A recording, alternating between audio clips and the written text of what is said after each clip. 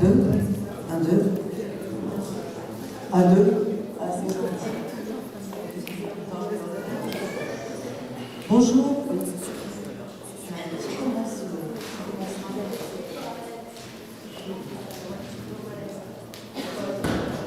D'abord, bonjour au Festival du cinéma de Prix. Si la SRF La SRF te permet, vas-y, mets-toi devant. je reste là. Donc, bienvenue au Festival du cinéma de Prix. Nous sommes ravis d'accueillir, comme traditionnellement, la table ronde des SRF qui se consacre à la comédie. Merci à tous les intervenants qui se sont levés tôt pour s'entretenir avec vous. Voilà, je laisse Julie vous parler 2 secondes. Pardon. Bon, oui, mais Rosalie pour vous présenter la SRF. Et puis ensuite, Julie, c'est ça. Voilà. Merci aussi à vous de vous être levés aussitôt et d'être là avec nous. Ça va être drôle, on l'espère. 2-3 mots sur la SRF qui a donc créé le Festival de Brive il y a maintenant 22 ans et qui continue d'organiser chaque année avec l'équipe de Maggie et de Julio. La SRF, c'est la Société des réalisatrices et réalisateurs de films. C'est une organisation qui représente près de 500 cinéastes de tous bords, de tout moment de leur carrière, qui font un peu tous les formats de films, tous les genres, du court au long métrage en passant par le moyen, la fiction, le documentaire, l'animation, l'expérimental. Maintenant, on réfléchit aussi à tout ce qui se passe autour de l'intelligence artificielle. On travaille, on fait du lobbying politique pour la rémunération des auteurs, pour avoir une bonne chronologie des médias, pour intégrer les plateformes et les diffuseurs dans notre système de financement. On réfléchit aussi à la façon dont l'Europe inclut la culture. Évidemment, là, on est à Brive, donc on réfléchit beaucoup aussi aux politiques régionales. Voilà, il y a beaucoup de choses à penser pour défendre notre exception culturelle et pour que la culture et le cinéma particulièrement soient bien pris en compte et qu'on puisse atteindre un des spectateurs et être là avec vous aujourd'hui et faire ce genre d'intervention. Et je vous présente justement, j'en profite aujourd'hui parce qu'on a publié récemment ce petit guide des bonnes pratiques entre réalisateurs et scénaristes. Voilà, c'est le genre de choses qu'on peut faire à la SRF, réfléchir à comment travailler ensemble. Donc on a quelques exemplaires, je ne sais pas exactement où ils sont posés là-bas. N'hésitez pas, voilà, si vous êtes réalisateur ou scénariste ou entre les deux ou que le sujet vous intéresse, n'hésitez pas à feuilleter ce petit livre et puis à en prendre un si vous le souhaitez. Voilà. Et je vous laisse la parole à Julie Gali qui va animer cette table. Merci beaucoup. Bonjour à toutes et à tous, merci d'être présents. Donc, cette année, la SRF a souhaité aborder le thème de la comédie, du drôle du film, comment écrire, produire et réaliser une comédie aujourd'hui. Donc effectivement, la comédie se caractérise par son ambiguïté, une grande diversité et des enjeux d'écriture et de financement spécifiques qu'on a souhaité aborder ce matin. Elle a aussi ce comique singulier qui est propre à chaque réalisateur-réalisatrice, sous l'influence du regard d'un cinéaste et de l'interprétation d'acteurs-d'actrices. Donc aujourd'hui, la comédie semble connaître un renouveau, réapproprié par des auteurs contemporains. C'est aussi un genre qui pose intrinsèquement des questions politiques, parce qu'il permet de prendre de la distance par le rire, justement. Les comédies, c'est aussi des films risqués. Il faut s'assurer que la comédie sera drôle. Il faut convaincre des financeurs. Il faut convaincre aussi du succès d'un scénario, alors que le comique passe beaucoup par la mise en scène. Donc, pour discuter de ces drôles de films, nous avons la chance de réunir 3 cinéastes, donc Sébastien Bedbédé, Nina Antico et Patricia Mazui, un comédien, Édouard Sulpice, un producteur, Jules Grange, et Raphaël Garcia, directrice adjointe au cinéma au CNC. Donc, peut-être que tu veux dire un mot, Raphaël ? Oui, je suis heureuse d'être avec vous, moi aussi. Je ne vais pas être très longue parce que Patricia va vite me dire que c'est pas très intéressant et qu'on va s'endormir, vu la discussion qu'on a eue hier soir. Non, juste vous rappeler que la comédie est quand même assez présente en France. Ça représente environ 2/3 des spectateurs français. Et puis, il y a à peu près une 60aine de films en moyenne, une 60aine de comédies qui sont produites chaque année. Évidemment, ça recouvre des réalités différentes. Il y a à la fois les comédies grand public et des comédies un peu plus confidentielles, dont les dignes représentants, enfin confidentielles au sens c'est pas au mauvais sens du terme, pas au sens entré, mais au sens, j'ose pas dire le terme comédie d'auteur, même si c'est un peu un terme qu'on utilise au CNC, parce que pour des bonnes raisons d'ailleurs, Patricia est plutôt réservée sur ce terme. Elle considère que tous les cinéastes sont des auteurs, peut-être. Ce qui est le cas. Ou tous détacheront. Voilà, ça, je lui laisse la responsabilité de ce mot. Donc, en fait... Voilà, donc si la comédie est relativement présente en France, en revanche, dans les dispositifs sélectifs du CNC qui sont justement censés soutenir les comédies de Sophie Filière, les comédies de Sébastien Bette-Bédé qui vient d'obtenir l'avance sur recette après réalisation, elles ont parfois du mal à passer le cap des dispositifs sélectifs. Je parle par exemple de l'avance sur recette où les comédies représentent 10% des projets déposés, ce qui n'est pas énorme, et moins de 7% des projets aidés. Donc on en reparlera un tout petit peu plus tard. Donc déjà les projets de comédie sont pas si nombreux à être déposés dans les dispositifs comme l'avance sur recette et même les aides au court-métrage. Où c'est presque des taux de dépôt encore inférieurs, m'ont dit les équipes que j'ai interrogées avant de partir. Et donc le CNC, qui est très soucieux de la diversité des films en salle, comédie, films de genre et autres, a mis en place il y a quelques années une aide aux films de genre qui était une volonté de soutenir les comédies, enfin de soutenir les films d'un genre autre que la comédie dramatique, mais aussi un signal pour les auteurs et les producteurs qu'on avait envie de diversité à l'avance sur recette et dans toutes les commissions du CNC. Ça va un peu mieux, on aide pas mal de comédies, on a aidé les Pistolets en plastique, je crois que c'est le titre de Jean-Christophe Meurice, les films de Sébastien, les films de Sophie Filière, Pierre Salvadori, plein d'autres titres. Mais c'est pas encore formidable et... alors, je ne sais pas si au niveau des projets déposés, je ne sais pas s'il y a une autocensure des producteurs qui se disent que la comédie, ça ne passera pas au CNC. Je ne pense pas que c'est parce qu'ils n'ont pas besoin d'argent qu'ils ne déposent pas. Enfin, ça, Jules pourra nous le dire aussi. Mais je sais aussi que pour les membres de commission, c'est difficile de faire passer des comédies parce que souvent, on entend, c'est une mécanique de précision, la comédie, il faut que ce soit impeccable en termes de quiproquo, de situation. Il faut que les dialogues soient vraiment brillants et passent le cap. Donc c'est quelque chose qui... Peut-être ils sont plus rudes, plus sélectifs sur les comédies que sur d'autres genres de films. Donc ça, c'est peut-être quelque chose dont vous pourrez discuter. Voilà. Merci Raphaël. Donc effectivement, la première question, on va mettre un peu les pieds dans le plat.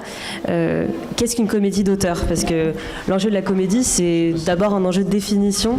C'est un type de film qui est très normé, c'est aussi un genre hybride qui est mouvant, que s'approprient les cinéastes. Donc ma première question s'adresse à toi, Sébastien.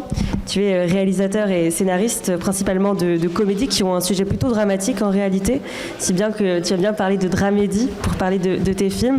Tu as commencé avec des courts-métrages avant un premier long-métrage, Nuages, et depuis tu oscilles un petit peu entre long et court-métrage. Donc on a eu Tout fout le camp, Debout sur la montagne, Voyage au Groenland, pour n'en citer quelques-uns, et plus récemment tu as aussi réalisé Mimi de Douarnenez, pardon. Donc ma question c'est, voilà, tu ne cesses dans tous tes films de mêler la comédie à d'autres genres, donc le gore, le fantastique, le road movie. Tu mélanges les formats. Donc est-ce qu'il y a une continuité dans tes films qui tiennent à ta vision d'auteur et est-ce que tu as l'impression que tu as une liberté pour jouer avec les codes de ce genre qu'est la comédie ? Ouais, pour commencer, moi, je suis assez d'accord avec Patricia sur la problématique de la définition de comédie d'auteur, parce que pourquoi on dit comédie d'auteur, pourquoi on ne dirait pas drame d'auteur, enfin, la comédie est un genre comme un autre, on va dire. Et me concernant, je crois que je revendique tout le temps le fait de faire des comédies, mais j'ai toujours, quand il faut marquer l'intitulé sur Allociné ou sur Unifrance ou sur les sites, j'ai toujours du mal avec l'intitulé de comédie, simplement l'intitulé comédie. Et souvent en France, on utilise le terme comédie dramatique qui est complètement contradictoire avec, par exemple, ce que je fais et ce que j'ai envie de faire. C'est pour ça que les Américains ont trouvé ce mot un peu barbare qui est traduit en France par dramédie, mais qui vaut ce qu'il vaut, mais qui correspond assez bien à ce que j'ai envie de faire. À chaque fois que je commence à écrire un projet de film, donc moi, me concernant, j'ai l'impression que la comédie qui m'intéresse en tant que spectateur et en tant que réalisateur, elle a à voir avec le drame, elle a à voir avec une forme de mélancolie. Elle ne peut pas être que comédie, quoi. Alors c'est peut-être là que se joue la différence avec un cinéma plus mainstream et plus populaire, encore des mots qui prêtent à interprétation. Mais voilà, c'est pas tant un mélange des genres qui m'intéresse et me préoccupe, plutôt qu'une question de ton, en fait. Voilà, je conçois pas en fait un film où le rire serait présent. D'ailleurs, ça serait physiquement et mentalement impossible, je crois, du début à la fin. Mais je veux dire une grande banalité, mais c'est comme dans la vie, quoi. Il y a des moments de rire qui succèdent à des moments plus dramatiques, et j'aime que mes personnages aient ce parcours-là, quoi. Donc voilà. Donc en tout cas, il n'y a pas, pour répondre à ta question, il n'y a pas de volonté de ma part de mélanger les genres et les registres, mais plutôt de trouver le juste ton qui va aller dans différentes directions. Merci. Donc je rebondis aussi sur toi, Nine. Donc tu es réalisatrice du film Playlist. Avant ça, tu avais aussi réalisé le court-métrage Tonight, qui était inspiré de ta BD du même nom. Et tu es aussi autrice et illustratrice de bande dessinée. Dans quelle mesure tu t'es sentie libre de jouer avec les codes de la comédie en y insufflant justement cette vision d'autrice de BD et illustratrice ? Je ne me suis pas du tout posé la question théorique de qu'est-ce que c'est la comédie et comment je me l'approprie, parce que, en fait, que ce soit dans mes BD ou au cinéma, l'idée c'est... alors ça passe par les dialogues, évidemment aussi beaucoup, et les cadrages, et le rythme. Donc en BD, ça va être le rythme des cases, passer d'une case à l'autre ou d'une page à l'autre. Au cinéma, évidemment, c'est le montage. Mais la comédie, le ressort du rire, il tient beaucoup à un effet de rythme et de montage où se coupe l'action, les regards, etc.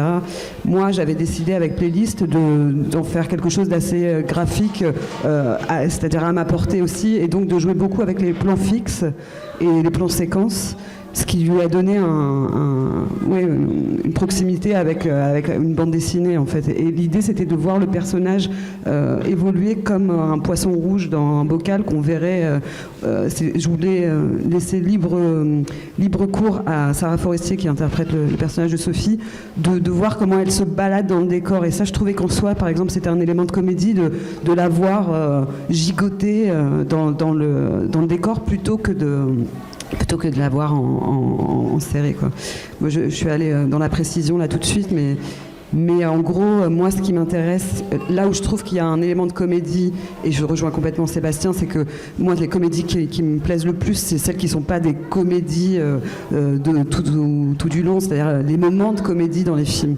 Mais ça peut être dans du David Lynch, dans Noah Baumbach, dans n'importe quel film, et c'est plus ce que je recherche, moi, parce qu'effectivement je crois que c'est tous les moments de malaise qui font vraiment notre quotidien, quoi. On est gêné 36 000 fois dans la journée par quelque chose, et ça en soi c'est un élément de réalité, quoi, en fait. Donc c'est pas tant comédie que d'essayer d'être dans le réel, et je ne sais pas du tout si... Non, c'est très clair. Merci. Et tu viens de le dire, justement, la comédie permet de capter ces petits moments de malaise, et avec le bon ton, de prendre de la distance. C'est ce qui est aussi intéressant avec le rire de manière générale. C'est peut-être de dire quelque chose de notre monde et de notre époque avec ce ton comique. Donc ma prochaine question s'adresse à toi, Édouard. Donc tu es comédien. Tu vas jouer dans À l'abordage, le long-métrage de Guillaume Braque. Tu avais joué auparavant, ou après d'ailleurs, dans le court-métrage Rapide. C'est ça. Donc ma question c'est, est-ce que tes personnages dans ces 2 films disent quelque chose de ta génération et est-ce que tu as l'impression que le rire permet d'approcher certaines réalités contemporaines ? Alors moi j'ai eu beaucoup de chance avec Guillaume Braque, c'est qu'il est vraiment venu dans ma classe du conservatoire pour trouver des comédiens avec qui il pourrait faire un film. Donc il a vraiment, après il avait je pense une ébauche de scénario en tête, mais il a vraiment écrit le scénario en partant des gens qu'il avait rencontrés. Et ça m'a permis à un âge où j'étais très jeune, vers 25 ans, d'avoir un rôle qui partait vraiment de ce que lui avait perçu de moi. Je dirais pas partait de moi, mais peut-être ce que lui avait perçu, mais qui était très proche de qui j'étais. Et vu que j'étais en école de théâtre, j'ai vraiment appris là du coup à jouer dans un film en me prêtant au jeu du fait que si quelqu'un voit le film et qu'il me connaît pas du tout, il aura l'impression que c'est vraiment moi et que c'est pas un truc que je suis en train de jouer. Et du coup, c'est aussi un lien qu'il y a avec la comédie, c'est que ce que j'ai appris avec Guillaume, c'était justement ne pas faire, mais laisser échapper les choses et voir que le comique vient beaucoup de choses qui échappent à l'acteur et qui sont pas des choses qu'il fabrique. Et ça, c'était quand même un point de départ important. Et après, le court-métrage rapide, c'était autre chose, mais c'était intéressant, c'était que c'est un personnage qui est très déprimé et qui va pas bien du tout. Et du coup, c'est important de voir comment... avec les choses les plus tristes, c'est bête, mais on peut faire de la comédie. Et comment un personnage très déprimé peut être drôle et pas déprimant, tout en restant authentique. Parce que si on n'y croit pas, on peut pas voir le film, parce que c'est pas bien, quoi. On se dit, il va bien. Mais en même temps, s'il est trop déprimé et que c'est plombant et que c'est glauque, c'est pas une comédie, c'est plus autre chose. Mais je pense que Paul Rigoux, qui a fait le court-métrage, il a beaucoup travaillé aussi sur le registre du film. Et j'ai l'impression que nous, acteurs, on peut faire plein de choses, mais il y a des trucs qu'on peut pas faire, et par exemple c'est gérer le registre global d'un film. Ça c'est vraiment un truc, je pense, de réalisateur, aussi d'image, de traitement du son, de plein de choses, des couleurs, etc. Et ça c'est vraiment hyper important. Et donc on doit beaucoup à ce qui se passe autour de nous aussi. Et je reviens sur ce que tu disais aussi, il y avait pas mal de plans larges aussi dans l'abordage. C'était quand même une comédie qui essayait de trouver un rapport au rythme qui n'est pas un rapport évident. Là encore, ça peut peut-être rejoindre des fois. Vraiment, de toute façon, c'est bête toujours ces cases comédie mainstream et comédie, je sais pas, d'auteur. Ce serait peut-être un rapport au rythme ou pas. Enfin, on sait pas. Mais je sais pas. Mais est-ce que j'ai assez parlé des acteurs? Je sais pas. De toute façon, il faut être drôle. Après, c'est dur, mais non, faut pas être drôle. Je sais pas. C'est un équilibre comme ça. Et est-ce que tu as l'impression que justement ces rôles de comédie permettent de dire quelque chose de notre époque? Est-ce que le rire a ce rôle pour dire des choses des réalités contemporaines? Oui, justement, j'ai l'impression que Guillaume Braque, il jouait vraiment sur, vu qu'il avait pris en partant vraiment des gens de qui ils étaient, et pas forcément de qu'est-ce qu'ils pouvaient jouer, mais qui ils étaient. Ce qui l'intéressait, c'était vraiment un peu, pour aller vite, l'habitus, c'est-à-dire qu'est-ce qui se dégage de nous, qui traduit notre être social, comment on parle, comment on se tient. Et c'est ça qui est drôle en fait, c'est que je me retrouve avec deux mecs qui ont rien à voir avec mon monde. Moi j'ai la voiture de ma maman et eux ils viennent dans le covoiturage, voilà. Je pensais que ça allait être des filles, en fait c'est des mecs, tout ça. C'est bête, mais c'est un truc qui fait que d'un coup c'est drôle parce qu'il y a certains corps qui sont en même temps dans une situation, que ça a un sens socialement par rapport à qui a de l'argent, qui a pas d'argent, qui a la voiture, qui a pas la voiture. Et donc c'est des choses comme ça qui font rire et forcément ça parle de l'époque, de situation sociale. Je pense que ça c'était vraiment lié à ce que voulait faire Guillaume et oui, la comédie a toujours ce rôle-là quoi. Enfin pas toujours, je sais pas, mais si elle a vraiment aucun sens et c'est juste rire pour rire, je sais pas jusqu'à où ça peut tenir. Mais ça peut tenir, hein, mais... Peut-être pas, je sais pas. Même, je sais pas, les grands burlesques, Buster Keaton, pour moi, ça a un sens profond, des fois, sur la vie, sur les choses, socialement, je sais pas, peut-être plus Chaplin, je sais rien, mais... Et justement, sur ce fond intrinsèquement politique qu'a la comédie, Sébastien, je reviens à toi et je profite que tu sois là avant que tu doives partir. Il y a souvent un fond social dans tes films.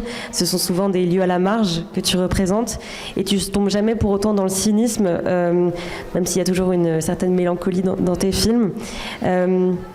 Donc ma question, c'est est-ce que tes films de comédie ont une portée sociale? Est-ce qu'il y a un sous-texte politique dans tes films? toujours difficile de répondre à cette question. On n'est jamais la meilleure personne pour répondre à ça, mais en tout cas, je fais des films en étant conscient du moment où je les tourne, où je les fais, et donc j'ai envie de répondre oui. Et de plus en plus en fait, le monde est ce qu'il est, et ça devient. Je trouve que ça rien que le fait de choisir de faire des comédies aujourd'hui, c'est un sens politique pour moi. Voilà, et je trouve que la forme de la comédie se prête assez parfaitement aux politiques. Voilà, et encore une fois, enfin, je pense que par le rire, par l'humour, par la comédie, on a un accès assez direct à des questions politiques et sociales, quoi. Moi, je cite souvent, enfin, je me détourne un peu de la question sur le social, mais pour expliciter un peu cet endroit de la comédie qui me touche particulièrement. Moi, je cite souvent un cinéaste et un film en particulier de Judd Apatow qui s'appelle Funny People, qui est presque un mode d'emploi de la dramédie pour moi, et dont le point de départ est l'histoire d'un type qui fait du stand-up et qui apprend qu'il va mourir, quoi. Et pour autant c'est une comédie. Et ce film, de par ce parti pris d'excès dans les deux sens du terme, dans la comédie et dans le drame, est un film absolument politique, parce qu'il est à un endroit où il ne choisit pas et où il peut faire entrer le monde complètement, quoi. Donc oui, mais de toute façon cette question de la comédie, de l'humour au cinéma, moi par exemple la chose en tant que spectateur que je ne supporte pas, c'est les films de drame qui n'ont aucun moment de comédie. Enfin, je veux dire, n'importe quel film de cinéma doit avoir des moments de comédie. C'est très très dur de recevoir un film où il n'y a pas de la lumière à un moment au moins, quoi. Voilà. Bah précisément, ma prochaine question s'adresse plutôt à toi, Patricia. Tu es réalisatrice et scénariste, et tu as réalisé principalement des films au ton sérieux. Récemment, il y a eu Bowling Saturn, il y a eu La prisonnière de Bordeaux. Tu as également réalisé un film de documentaire, Basse Normandie. Mais le film Paul Sanchez est revenu, qui a été tourné en 2017, marque particulièrement par son ton ironique et décalé, et il questionne justement cette frontière de la comédie et le rôle que joue le burlesque et l'humour dans des films qui ne sont pas des comédies. Donc ma question c'est pourquoi tu as eu recours au comique et à l'humour pour faire ce film. Donc pour contextualiser, on suit l'histoire d'un personnage qui se prend pour un criminel, Paul Sanchez, qui est recherché depuis 10 ans.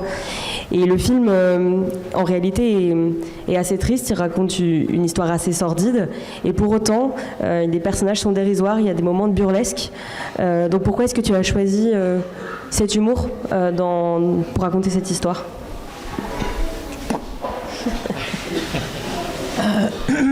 La prisonnière de Bordeaux, c'est assez drôle, hein, si je peux dire. C'est pas un film, c'est un film un peu sérieux, mais un peu drôle. Le seul qui est noir, c'est Bowling Saturn, mais on peut dire que c'est une comédie noire. Non, je déconne. Non, mais Paul Sanchez, le truc, c'était... avant d'écrire, j'écrivais avec Yves Thomas, c'était son idée, le mec qui part sur un rocher à 500 mètres de chez lui en organisant sa disparition. Mais c'est drôle parce qu'il y a la gendarme qui est dans l'obsession, puis c'était sur le fantasme des faits divers. Et puis c'était un peu, je sais pas, moi j'ai beaucoup pensé aux frères Cohen quand on l'a fait, quoi. Voilà. Après, moi, il me faisait beaucoup rire le film, et après les gens m'ont dit il est pas drôle, mais bon, voilà. Donc je peux rien dire là-dessus. Voilà, je peux pas. Je suis comme Sébastien. Je sais pas parler de mon travail. Par contre, je peux dire un truc sur le truc que vous dites. La comédie, tu vois, Nine, quand elle parle, et Sébastien, il parle de rythme, le choix des personnages. Il y a des choses où, toi, par exemple, toi, tu parlais de Buster Keaton. Pour moi, c'est hyper drôle, mais c'est pas du drôle social, c'est du drôle métaphysique. Et c'est lié au burlesque, le truc avec les corps et tout. Et par contre, par exemple, moi, j'adore Papa ou Maman, avec Marina Foïs et Laurent Lafitte. J'adore ce film, les deux. La dernière demi-heure de Papa ou Maman 2, c'est nul, mais la première heure, c'est un chef-d'œuvre. Et en fait, ça tient beaucoup, là, pour le coup, aux situations et au dialogue et à la jubilation des comédiens à jouer ensemble. C'est, voilà, de la même, c'est-à-dire qu'il y a un truc de plaisir de l'acteur à faire le truc, où du coup, nous, on a du plaisir aussi. Enfin, je trouve. Donc voilà. Après, donc, si tu veux, sur Paul Sanchez, j'ai pas d'avis du tout, quoi, parce que je suis pas d'accord avec plein de trucs que tu dis, mais je sais même plus ce que tu as dit, donc c'est pas grave. Voilà. Et justement, sur Paul Sanchez, comment s'est passée la direction d'acteur? Parce que c'est des personnages qui sont complètement dans leur obsession, et en tant que spectateur, on leur accorde du crédit. On est avec eux, pour autant, on voit bien qu'ils commencent à devenir dingues au fil du film. Comment s'est passée la direction d'acteur et d'actrice, d'ailleurs? Mais en fait, la direction d'acteur, il n'y en a pas. C'est le choix des acteurs qui détermine, qui fait 90% du boulot. Après, tu vois, le problème, moi, on se connaissait pas avec Laurent. C'était la première. Il avait un peu peur, moi aussi. Et en fait, le premier jour avait été très difficile. Et puis après, il s'était dit, putain, je comprends rien à ce qu'elle dit. Moi, je savais pas comment lui parler. Et en fait, on avait trouvé un truc. Il s'était dit, bon, j'arrête, je fais confiance. Ouais, ok, d'accord, je dis que je suis un bébé. Et puis voilà. Et en fait, c'était juste. Après, c'était le choix. Si la direction d'acteur avec lui, ça avait été décidé dans le plan de travail de faire certaines séquences avant d'autres, parce que je savais que je ne saurais pas lui expliquer. Et donc, de le cogner tout de suite au rocher, si tu as vu le film, lui avait fait prendre contact avec le film. Et puis après, l'autre chose, on parlait de vaches. Il s'y connaît bien en vaches, moi aussi. Donc, des fois, je lui disais... Là, il faut que tu te la fasses plus au braque que charolaise. Il comprenait. Voilà. Donc, c'est tout. Et avec Zita, c'était autre chose. Zita, c'est très, très différent. Elle est très... elle cogite, elle prend des notes et tout. Et juste, à un moment, il faut juste qu'elle arrête, qu'elle pense plus. Et ça, c'est très difficile. Parce qu'en même temps, c'est une actrice. Mais c'est pas... et c'était pas de la voler. C'était juste comme elle avait beaucoup travaillé avant, elle n'avait pas besoin de flipper pendant. Et c'est tout. Merci. Donc si on parle un peu plus de l'écriture d'une comédie, il y a une vraie prise de risque quand on écrit une comédie, parce que on doit faire sentir l'humour dans le scénario, alors que beaucoup de l'effet du humour passe par la mise en scène. Mais c'est là-dessus que je suis pas d'accord, parce que ça dépend des films. La mise en scène, des fois, c'est vraiment le scénario et les acteurs dans certaines comédies. Et dans ce cas, comment on écrit le rire dans le dialogue, justement, dans le scénario? Sébastien est plus fort. Voilà. Et ce qui est assez intéressant, Sébastien, c'est que dans ton livre, dans ton film, Debout la montagne, il y a un personnage qui veut faire du stand-up. Et en fait, quand il teste ses blagues auprès de ses copains, elles tombent toutes à l'eau. Pourtant, le film lui-même est très drôle. Donc, comment écrire l'humour qui prend et l'humour qui ne prend pas? Comment on fait sentir la différence dans l'écriture? Oula, c'est compliqué. C'est subjectif. Ouais, assez. Je pense que le premier critère, enfin, je sais pas, Patricia Nin, si c'est la même chose, mais il faut que quand j'écrive, ça me fasse un peu rire, quoi. C'est un peu le premier critère. Et après, il y a aucune assurance que ça sera partagé par les futurs spectateurs, mais au moins il y a un encouragement quand il y a un sourire qui naît d'un dialogue écrit, en l'occurrence. Mais je reviens sur ce que tu disais, Patricia, et ça rejoint ta question aussi sur la direction d'acteur dans la comédie. Je ne sais pas non plus si elle existe, en fait. Parce qu'il n'y a rien de plus difficile et même de mission impossible que d'expliquer. En plus, ça veut rien. C'est débile de penser qu'on va expliquer à un comédien comment il doit jouer, mais encore plus de comment il doit être drôle, quoi, en fait. C'est vraiment, ça se joue. Enfin, moi, je sais que, par exemple, sur mon dernier film, la quasi-totalité de mes films, je fais une lecture avant, mais c'est tout, quoi, en fait, pour que les comédiens se rencontrent.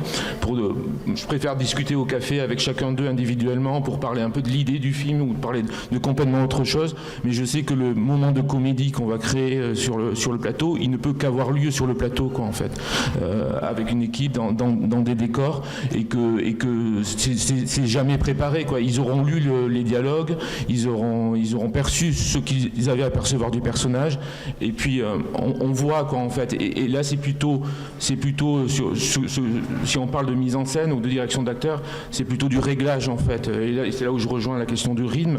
C'est pourquoi cette scène qu'on a écrite, je reviens à moi tout seul quand j'écrivais, m'a fait sourire, et pourquoi je le retrouve pas. Et donc on va chercher ensemble la meilleure façon de trouver l'endroit où le rire va être communicable. Et par contre, ce qui est assez beau et réjouissant dans la comédie, c'est que avec ma petite expérience, ça s'est toujours vérifié, c'est que quand c'est drôle sur le plateau, ça sera drôle jusqu'au bout, quoi. Et ça, c'est plutôt chouette. Il y a pas de, il y a rarement eu de scènes de comédie que j'ai pu filmer ou écrire qui se sont fabriquées au montage, quoi, en fait. Elles étaient là au moment ou alors c'était que c'était pas super drôle, quoi, et que c'était assez artificiel. Mais les choses que j'estime les plus réussies dans ce que j'ai pu faire de comédie, c'est qu'ils étaient là à l'instant T, quoi, sur le plateau. Et ça, c'est super vrai. Et l'autre truc aussi, c'est que on rit. En fait, tu ris même sur des trucs pas drôles, sans te moquer des gens, mais parce que tu filmes, enfin, où l'acteur fait la réaction à quelque chose de pas drôle. C'est pas il n'est pas en train de faire le truc pas drôle. Il réagit à quelque chose pas drôle. Et donc là, nous, après, on peut rigoler. Et dans l'écriture, toujours, ma question s'adresse à toi, Sébastien, et à toi, Nine, aussi. Est-ce que l'écriture du rire est différente entre les différents formats, c'est-à-dire entre le court-métrage, le moyen-métrage et le long-métrage ? Alors, moi, j'avais envie de placer ma théorie numéro 1 sur la comédie, c'est que par exemple ce qui marche en BD, un autre format encore que le court moyen, les punchlines en fait, ou les chutes, je me suis rendu compte que dans le long métrage playlist, en fait il fallait que j'en enlève parce qu'il y en avait trop, et parce que trop de blagues tue la blague, et on peut pas conclure chaque scène avec un bon mot. Et je trouve que il faut être très vigilant à la complaisance du scénariste qui veut faire rire, parce que il y a des moments où c'est trop, je pense qu'une bonne comédie, c'est quand même quand il y a toujours une surprise et qu'on ne sait pas sur quel ton on va finir la séquence. Si on sait qu'à chaque moment ça va être drôle, c'est plus drôle en fait. Je pense que l'effet de surprise est vraiment quelque chose d'important. Alors du coup, du court au moyen métrage, au long, j'imagine qu'il y a cet effet de dilution, mais c'est vrai que je dirais qu'il y a une efficacité qui est voulue par le court métrage, que le moyen métrage, là c'est vraiment une porte ouverte, c'est vraiment le terrain qui offre le plus de liberté, j'imagine, entre le court, le long métrage, et donc la comédie peut encore se nicher de manière plus subtile dans le moyen métrage. J'ai l'impression que globalement c'est quand même le format le plus libre par rapport à ça. Ouais, je suis assez d'accord. Enfin, moi j'ai l'impression que dans le format moyen ou dans les cours, moi j'ai pu expérimenter des choses de comédie que j'adore, qui sont de l'ordre du potache en fait, par exemple, et qui sont plus compliquées à tenir sur 1h30. Parce que se pose encore des mots atroces, la question de la psychologie des personnages, tout ça, enfin, et qui parfois empêche en fait l'humour gras, potage, gore en fait.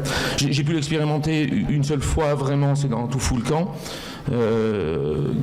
Qu'un film qui a absolument pas marché, personne n'a été voir ce film, et qui est pour moi mon film presque le plus expérimental et qui va le plus loin dans la comédie.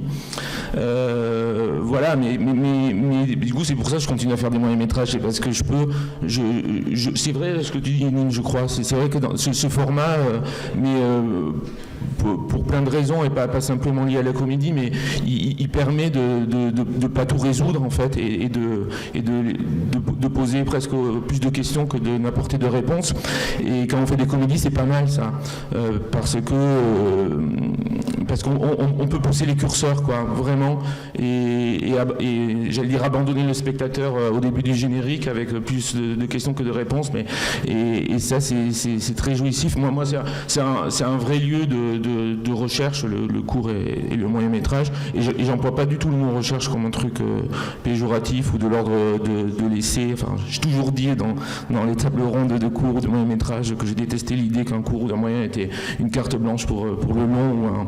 Mais c'est des endroits où je peux chercher et sans contrainte commerciale et sans devoir rendre des comptes, quoi. Donc c'est parfait pour la comédie, ouais, je crois. Et toi, Jules, en tant que producteur, donc tu es producteur chez Kidam, qu'est-ce qui va faire que vous allez décider de produire une comédie? Est-ce que quand vous lisez le scénario, il faut rire? Est-ce que vous risquez plus sur du court, du moyen, du long métrage? Alors nous on vient effectivement pas de la comédie au départ, du travail sur des drames, cinéma d'auteur, et en fait les projets de comédie, donc on a fait récemment 2 comédies en court-métrage et on développe des comédies, et ça vient pas vraiment de rencontres avec des scénarios, mais en fait avec des auteurs, des autrices qu'on a suivis, soit c'est des personnes qu'on a accompagnées sur du court moyen métrage qui faisaient pas de comédie et qui nous proposent une première idée de comédie. Donc en fait, nous notre travail vient quand même souvent avant le scénario, on est là au début de l'idée, on va aider à écrire. Enfin, on va être là dès le départ de l'idée. Ou sur les courts-métrages, c'était des gens qu'on connaissait, avec qui on avait travaillé, qui nous proposent une première idée. Et donc en fait, c'est plus la rencontre avec une intention de film, mais donc qui n'est pas uniquement. En tout cas, on se décide pas à aller sur une comédie juste parce que quelqu'un vient nous voir et nous dit j'ai envie de faire rire, quoi. C'est plutôt il y a autre chose. Comment est-ce que la personne veut servir de la comédie pour raconter une histoire. Et c'est comme ça qu'on se retrouve sur des projets de comédie. Et après, comment est-ce qu'on travaille ça aussi, je pense que là, il y a des questions d'écriture aussi où nous on se pose beaucoup de questions, parce qu'autant il y a des formats sur le drame où on est assez rodé, et puis après nous on a une bonne expérience sur un peu les films hybrides à la lisière entre documentaire et fiction, et donc ça c'est des choses où on a l'impression d'avoir un petit peu les armes maintenant, d'être rodé pour accompagner ces écritures. Sur la comédie, on se pose beaucoup la question, on se remet aussi pas mal en question, notamment du fait de un peu de notre inexpérience à avoir produit de la comédie, sur est-ce qu'on est complètement armé pour accompagner ces écritures. Et en même temps, j'ai l'impression, pour en avoir discuté avec pas mal de producteurs, plutôt cinéma d'auteur, il n'y a pas de producteurs spécialisés dans la comédie en fait là-dedans, donc c'est souvent un peu comme nous, des gens qui rencontrent des auteurs, des autrices et qui ont envie d'aller sur ces projets, mais donc on se pose pas mal la question de comment accompagner ces écritures, et après nous, dans les projets qu'on a accompagnés, les process d'écriture étaient quand même très, très différents selon les projets.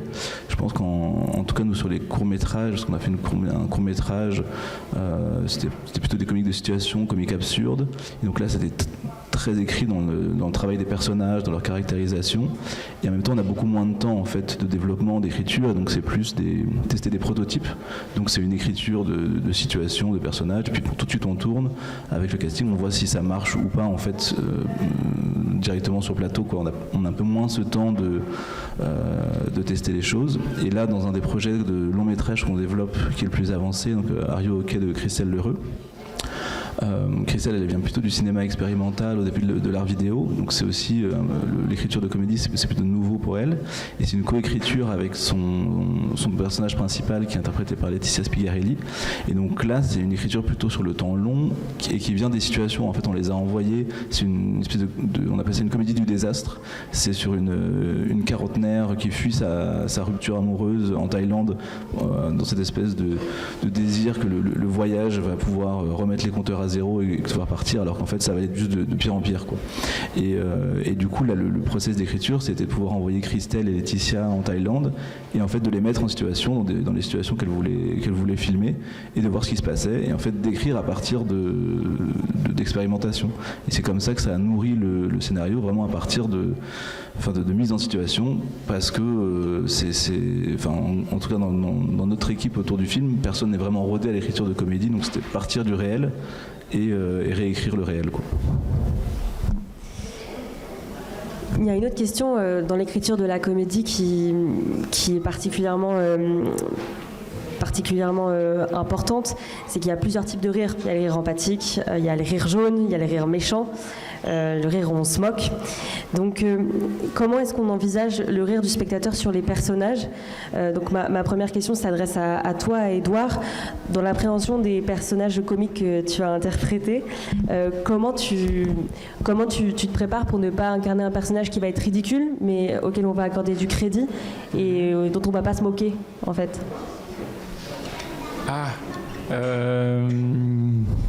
Pour pas qu'il soit ridicule. Et entre ridicule et quoi, tu dis, entre...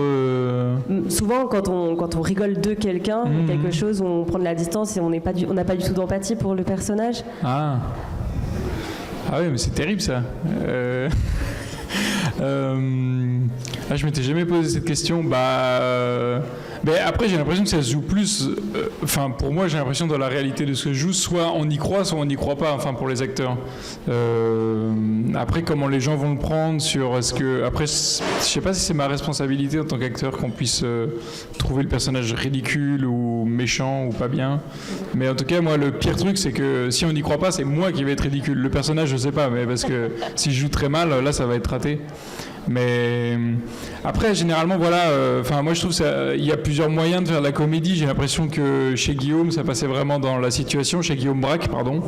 Et par exemple, quand j'ai travaillé avec Sophie Filière, c'était quelque chose qui était très beau parce que ça passait vraiment dans une confiance totale dans son écriture, dans sa façon de faire des films. Et même à des moments où il y a un moment qui est très beau dans le film, un moment où elle a tiré un truc de moi juste en me disant de faire un geste, de faire quelque chose. Et après, c'était vraiment dans la confiance que j'avais avec elle. Donc j'ai jamais eu peur de faire un truc qui soit pas bien pour le personnage ou pour moi.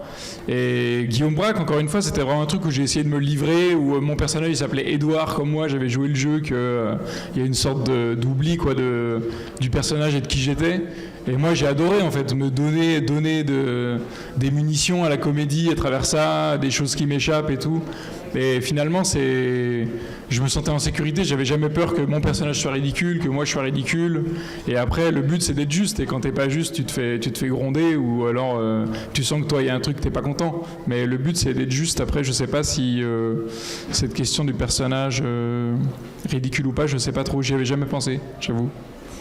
Et toi, Nine, quand tu as écrit Playlist, le personnage incarné par Sarah Forestier enchaîne les galères. Elle cherche l'amour, elle galère dans sa vie professionnelle pour s'épanouir, elle a des punaises de lit, enfin vraiment, elle enchaîne tous les problèmes. Est-ce que c'est une question qui t'a traversé l'esprit aussi quand tu as écrit le film, qu'on se moque pas d'elle, qu'on n'ait pas pitié d'elle, mais qu'elle reste digne en fait dans toutes ces galères? Alors c'était pas tant qu'on se moque d'elle, ma préoccupation, mais qu'elle soit l'espèce de frontière très fine entre elle est insupportable et elle est tolérable, enfin on la comprend, c'est-à-dire que en plus moi c'était une comédie un peu chronique, moi je dirais comédie de mœurs, j'aimais bien ce vieux terme des années 80, comédie de mœurs, qui veut un peu rien dire, c'est genre chronique. C'est ce qui fait que mon film a été très difficile à financer, parce qu'on a eu peu d'argent, et oui je me détourne du sentier, mais je pense que le CNC, c'est vrai, a aussi du mal à accompagner en commission, c'est dur de faire passer des comédies, quoi, parce que effectivement c'est pas comment on fait comprendre. Moi il me semblait que mes dialogues parlaient pour moi, enfin que les dialogues du film, c'est là où, dans le scénario, ce n'est chez la comédie, parce qu'effectivement ce qu'on me reprochait, c'est de pas déclarer ma mise en scène dans le scénario. Mais en fait moi en plus, comme j'ai pas appris à faire du scénario, moi la BD je la visualise au fur et à mesure que j'ai d'abord mon histoire, ensuite je découpe le dialogue, et ensuite quand je suis devant ma page, je sais que c'est le moment où je vais me focaliser sur la réalisation. Et finalement, ce qui me déconcertait, c'est qu'on me demandait des intentions de réalisation très précises, alors que moi, j'étais là, mais donnez-moi l'argent, et ensuite, je me pose vraiment la question de la prépa, et là, on bosse vraiment, et j'avais pas de... Voilà, c'est ça qui est pénible au cinéma par rapport à la bande dessinée, c'est qu'on vous demande de savoir tout, de faire semblant de tout savoir, alors que on ne sait pas encore le casting, on n'a pas encore les lieux, on n'a pas encore le budget qui est calé, etc. Donc tout ça influe un max sur où est-ce qu'on va placer la caméra et de quelle couleur va être sa jupe, quoi. Enfin, et tout ça pour dire que j'avais pas peur qu'on se moque d'elle, mais plutôt qu'elle soit énervante un petit peu parce qu'elle a des problèmes qui sont pas fondamentaux, et en même temps moi c'est ce qui m'excite dans le registre, n'importe quoi, c'est plutôt l'anecdote qui me plaît. J'adore l'anecdote dans le film historique, j'adore les petits faits qui font le maximum de bruit, quoi. Et voilà. Si je veux juste dire un truc par rapport au film de Nin, c'est parce qu'il y a une attention, elle aime la filmer dans ses galères. Et si tu aimes filmer quelqu'un, c'est pas une question d'empathie ou pas d'empathie, mais je veux dire, on est scotché au truc. Ouais, si on est profondément touché, je pense, par les acteurs. Moi, j'ai vraiment eu un casting. Quand j'ai eu Laetitia Doche et Sarah Forestier, je me suis dit banco, parce que moi, j'ai envie d'aller voir ce film. Je me dis, c'est hyper excitant, et elles avaient très envie de jouer ensemble. Effectivement, c'est hyper important qu'on sente que les acteurs, ils tirent un plaisir de tout ça. Et du coup, ça a existé. C'était drôle, effectivement, sur le plateau aussi, donc j'ai très vite été rassurée sur le côté on y croit, on y croit, quoi. Enfin, c'était vraiment des actrices et des acteurs super, et effectivement, heureusement, parce c'est des petits, voilà, on peut que régler des choses, mais on peut pas dire voilà pourquoi ça doit être drôle et comment il faut faire pour que ça soit drôle, mais je pense que les gens y rentraient dans l'univers. D'ailleurs, ils sont venus sur mon film parce que soit Laetitia Doche, elle connaissait mes BD, Sarah non, mais par contre elle a adoré le scénario, et clairement elle voulait être Sophie, et elle était super contente de jouer ce personnage, et donc c'est ça, franchement c'est ce qui fait que la magie elle passe ou pas, c'est que faut vraiment que ça soit une combinaison d'envie, et l'humour c'est quelque chose d'instinctif, c'est-à-dire qu'en comédie, soit les gens y rient, soit ils rient pas. Donc il y a nul autre registre dans un film où on peut se dire bon tiens, peut-être qu'ils aiment alors que leur visage n'est pas expressif. Pour un spectateur, je parle.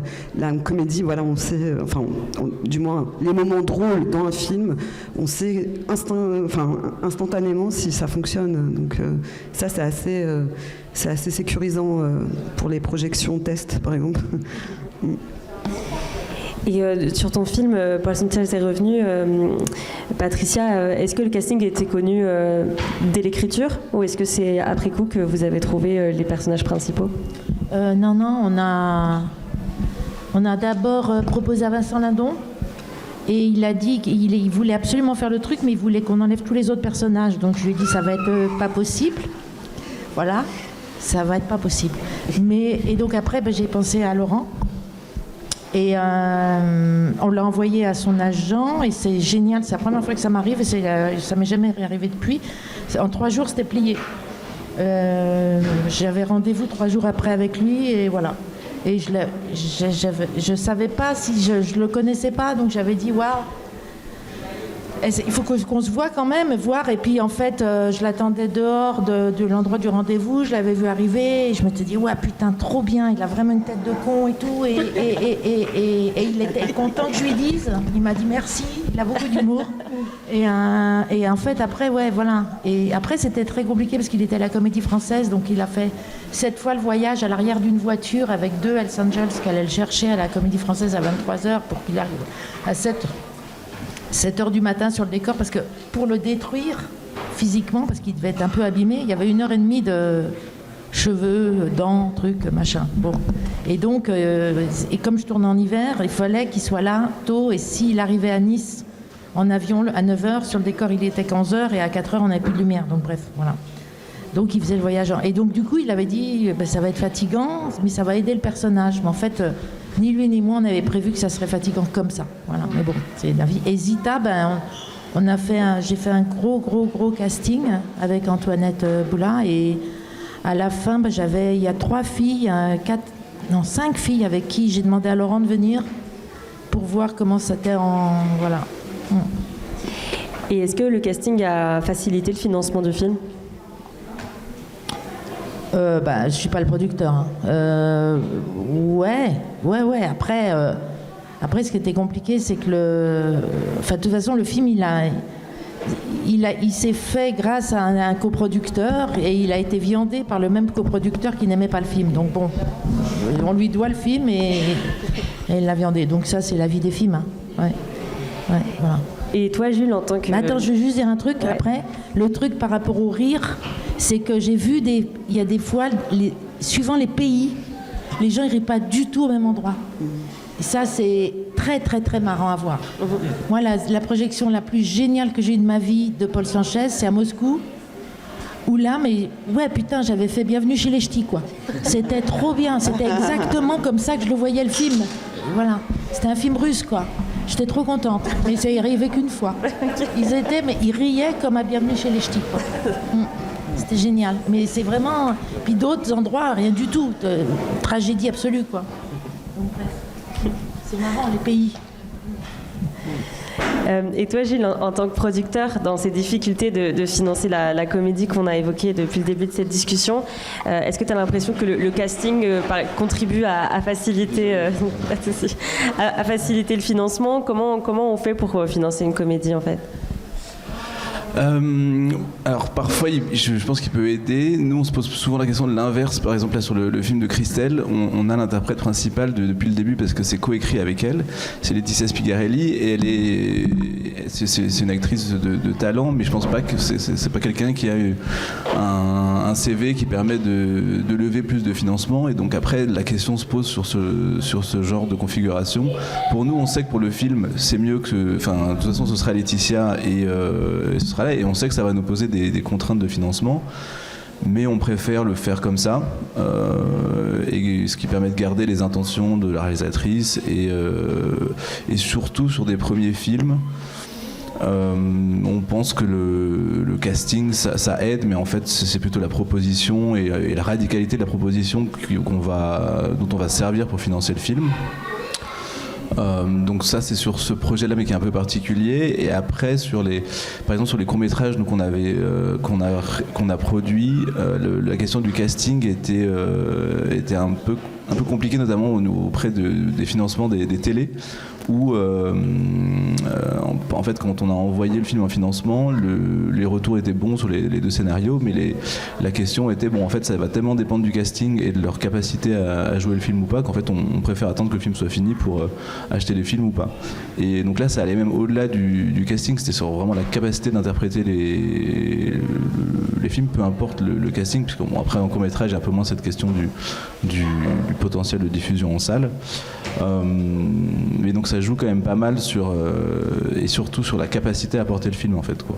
Mais c'est un peu ce qu'on disait tout à l'heure sur la question de la direction d'acteur, en fait elle vient surtout de qui est choisi, et donc après ça donne une tonalité au film quand même, et c'est surtout ça, je pense, plus que les noms à cocher, qui permet après d'aller voir tel ou tel financement.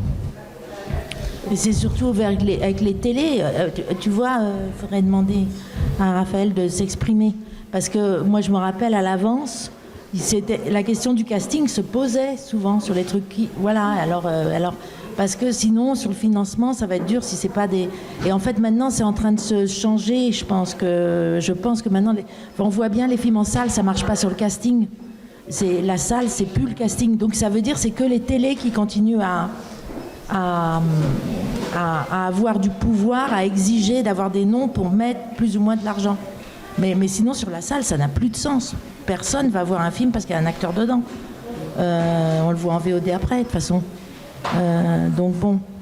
Quand tu vois le succès de 20 dieux, par exemple, tu te dis effectivement, et même de Souleymane, il y a plein de films, effectivement. Après, ça ne veut pas dire qu'il ne faut pas prendre des stars, c'est pas ça, mais juste c'est débile, c'est n'importe quoi.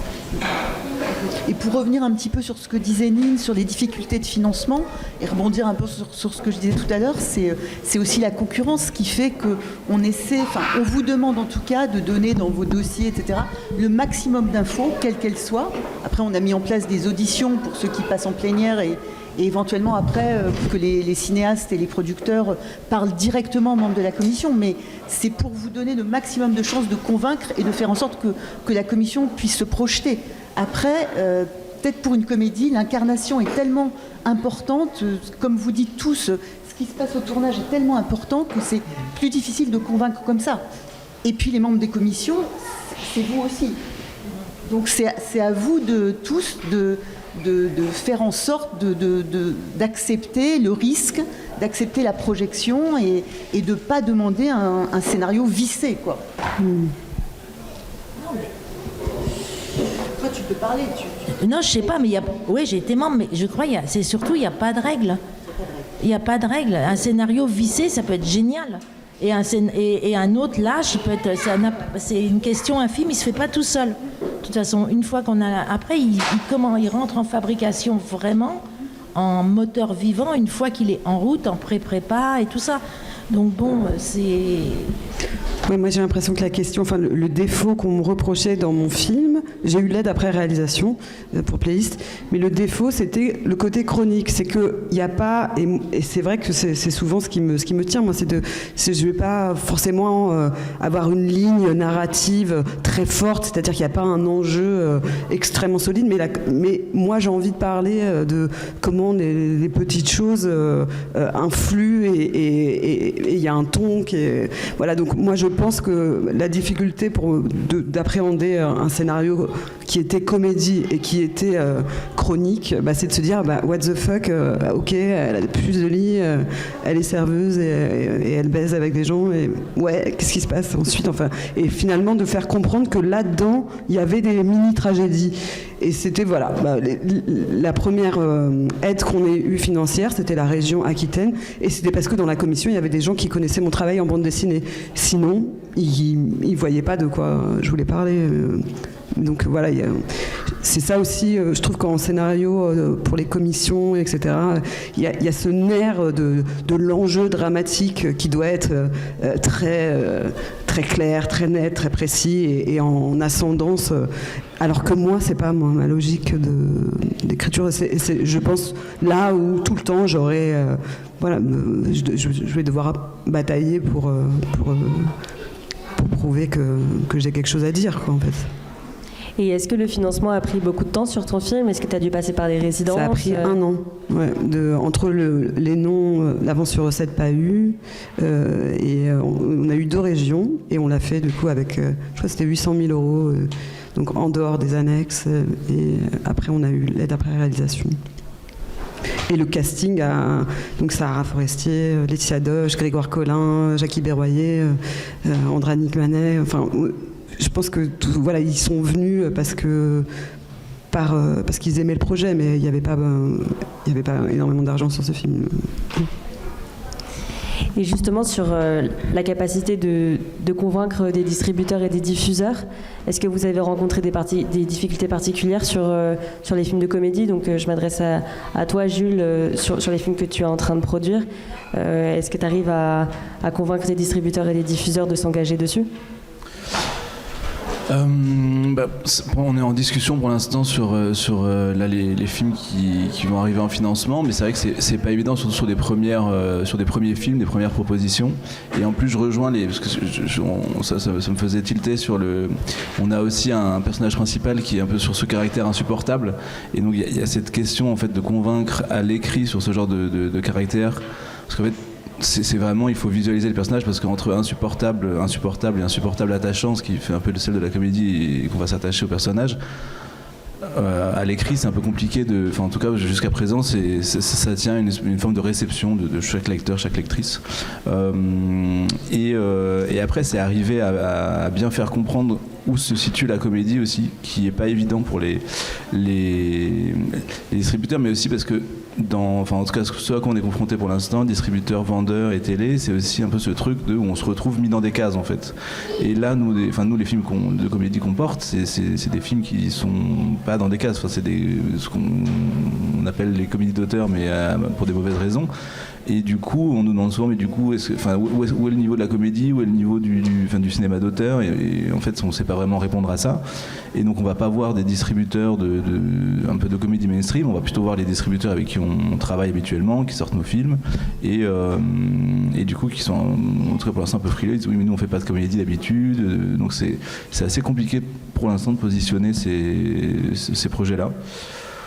Et surtout que nous, ça se jouera pas sur le casting parce qu'il y a un personnage principal qui sera Laetitia Spigarelli, le reste ce sera plutôt, après ça peut être des caméos, des rôles secondaires un peu qui sortent un peu du lot, mais je pense pas que c'est là où ça va se jouer, ça va rester sur la proposition et sur la proposition de cinéma, quoi. Et toi, Nine, en termes de diffusion et de distribution, est-ce que ça a été compliqué de trouver des personnes qui s'engagent sur ton film ? Alors moi, je peux pas vraiment comparer vu que c'était mon premier long métrage, mais il me semble que j'ai été bien accompagnée. Après, le film, il est sorti juste après le Covid, donc il y avait sur l'affiche, il y avait marqué un film. J'étais complètement désespérée d'ailleurs parce que j'étais contente du choix graphique de l'affiche où j'ai été concertée, où ça s'est fait. Et ensuite, ils m'ont rajouté plein de textes dessus, genre un film pour retourner en salle, pour s'aimer, pour je sais plus quoi. Et j'étais là, non, ça a complètement ruiné l'affiche. Et en plus, ça n'avait pas de sens parce que donc j'ai fait. Par contre, voilà, ils ont enlevé. Normalement, il n'y a plus les textes là qui étaient liés à la conjoncture du Covid, donc qui ne pouvaient pas durer dans le temps, quoi. Mais donc moi, j'étais accompagnée par KMBO, qui est une petite distribution, je pense, mais qui était vraiment hyper énergique. Et donc j'étais contente, mais vraiment, je pense que je suis pas la bonne personne pour répondre parce que je n'ai pas de moyens de comparaison, vu que j'ai fait un long métrage. Je ne saurais dire si j'ai été portée ou enfoncée. Merci. J'ai également une question pour toi, Édouard. C'est que, en tant que comédien, est-ce que le fait d'incarner des rôles de comédie comme ça fait que tu as envie aussi d'aller voir ailleurs ? Est-ce que tu as aussi envie de jouer dans des drames, des thrillers, ou est-ce que la comédie, pour toi, c'est un genre dans lequel tu voudrais persévérer ?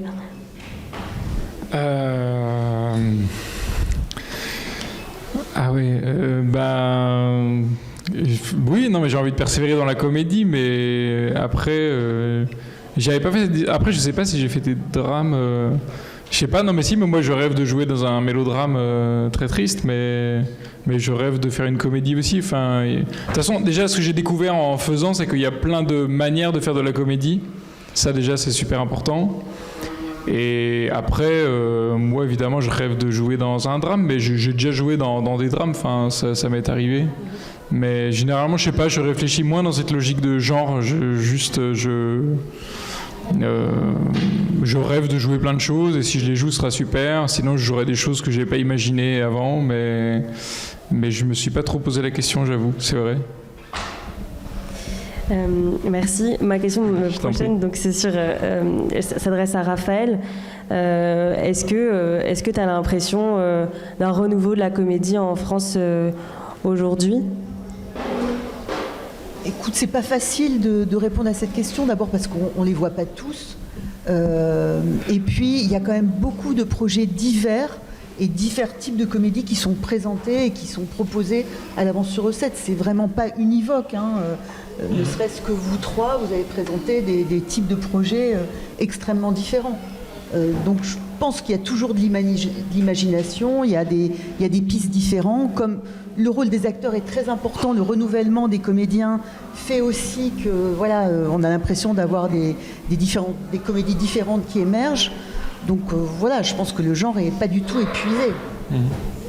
Le film des frères Guite est vachement bien, non ? Aimer perdre, je crois. Et la comédienne est extraordinaire, je sais plus son nom. C'est quoi son nom déjà ? Toi, tu sais. Voilà, elle est incroyable. Et de votre côté, Jules, Patricia, Nine, qu'est-ce que vous pensez de la comédie en France aujourd'hui ? Est-ce que vous avez l'impression d'un renouveau ou pas nécessairement ? Sur un tableau large, je ne saurais pas dire renouveau, mais en tout cas, il y a des cinéastes. Il y a Sophie Le Tourneur aussi, que je trouve très géniale. C'est un peu notre sœur Guite à sa façon. Oui, non, mais je veux dire, elle a cette façon. En fait, je dirais pas du coup qu'il y a un renouveau, parce qu'elle, j'ai l'impression qu'elle enfonce une porte qui n'a pas été enfoncée par une femme, en fait, avant. C'est-à-dire, elle va vers le côté un peu crado, et ça, c'est comme si c'était une espèce de tabou. C'est un peu limité de dire ça, mais il y a aussi ça dans son cinéma, de montrer des choses où, ah tiens, normalement, ça devrait pas être une femme qui s'empare ce côté-là quand je dis crado, c'est un peu... Ouais, je regrette d'avoir dit ce mot, mais j'espère que vous me comprenez. Dans le bon sens du terme. Ouais. Et donc, ouais, le fait... J'ai pas plein de noms qui me viennent à l'esprit non plus, quoi. Donc, renouveau, je ne sais pas. Parce que je pense que quand même, ça reste un genre qui est difficile à financer, sachant que je ne vais pas voir les grosses comédies blockbusters qui m'intéressent pas du tout. Oui, moi je dirais plutôt blockbuster ou les autres films, quoi. Mais c'est ce qu'on peut. Et c'est vrai que j'ai pas du tout cette notion-là, donc je sais pas si. Le film de Jean-Christophe Meurice, c'est bien déjanté quand même. Non, je disais que les films de Jean-Christophe Meurice, c'est des comédies qu'on n'a pas forcément l'habitude de voir beaucoup non plus. Enfin... J'ai l'impression qu'il y a pas mal de... En fait, nous, on a réfléchi aussi à ça parce que souvent, justement, quand on propose ces comédies qu'on produit, donc qui sont un peu inscrits comédies d'auteur, on nous rétorque souvent « Ah, mais vous vous engagez sur un sentier qui n'est pas du tout balisé, c'est un peu dangereux. » En fait, à chaque fois qu'on réfléchit, on dit « Mais il y a quand même pas mal aujourd'hui de...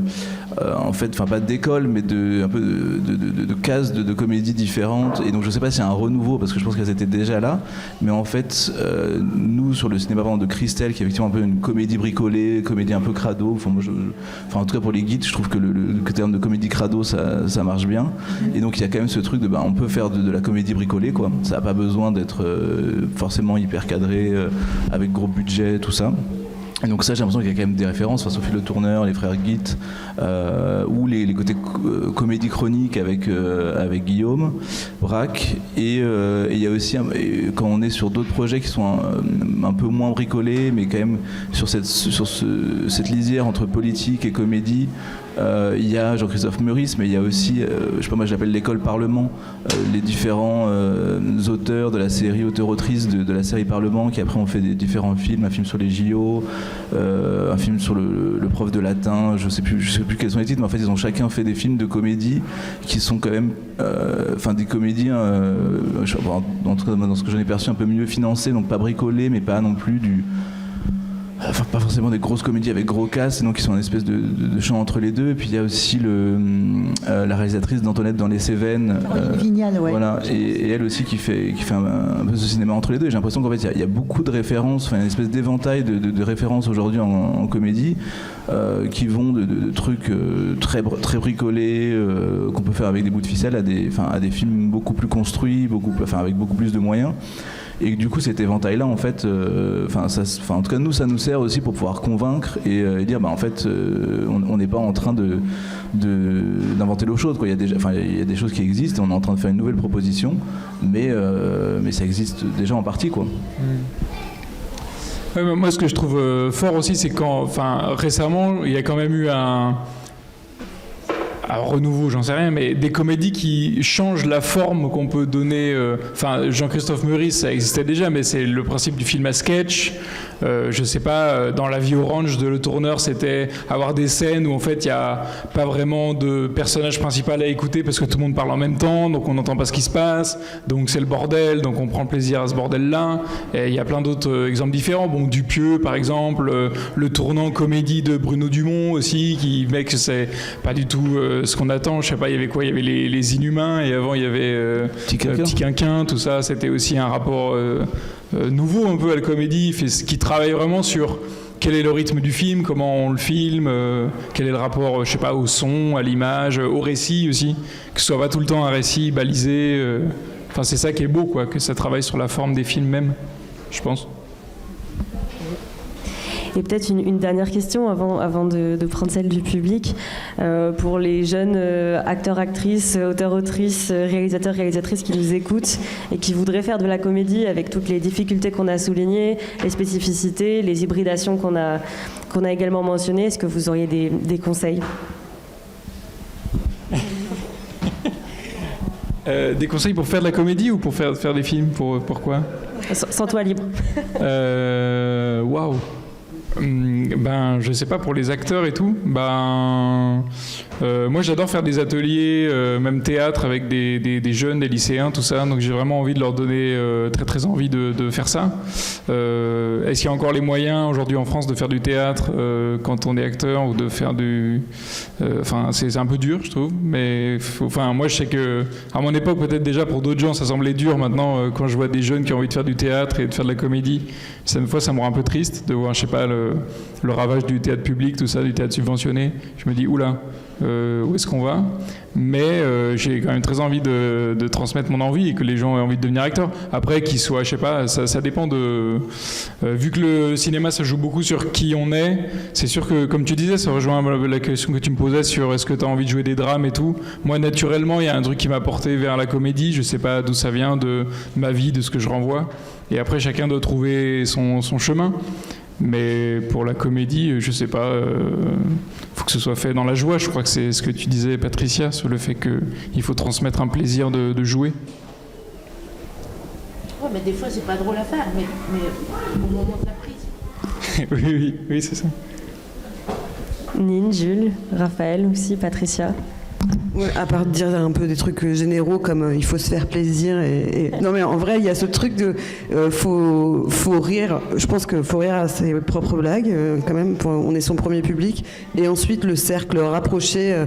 Moi j'ai des amis drôles qui sont du coup un peu mes phares. Je sais que si je leur fais lire quelque chose et qu'elles me disent si je les regarde comme ça, si elles rigolent pas, c'est que c'est pas drôle quoi. Donc je pense que voilà, faut faire, mais ça c'est un conseil pour tout n'importe quoi, c'est d'essayer de faire dans la mesure du possible sans avoir la permission la permission financière et la permission de l'institution, je sais pas quoi.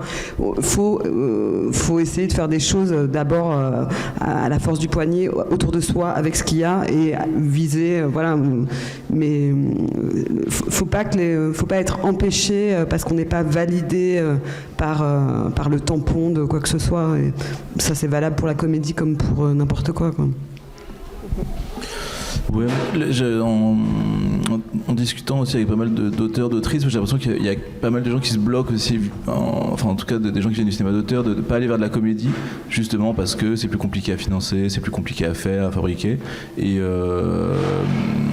donc ils vont vers, qui s'éloignent de leurs envies pour aller sur du drame, parce que soi-disant c'est plus simple, alors qu'en fait c'est toujours aussi compliqué. Donc c'est plutôt de partir de, les gens qui ont envie absolument de faire de la comédie, il faut partir de son envie quoi, et partir de là, et après le chemin il sera compliqué comme pour tous les films, mais si on part de l'envie, c'est quand même, je pense que c'est le bon point de départ quoi. Le seul truc que je peux dire, moi, c'est qu'on peut regarder tout Howard Hawks, c'est bien. Oui, tout oser, pas se censurer, moi c'est ce que je pourrais dire par rapport aux commissions, parce que la singularité, ça peut payer quoi. Mais quand on veut se forcer à être décalé, c'est mieux.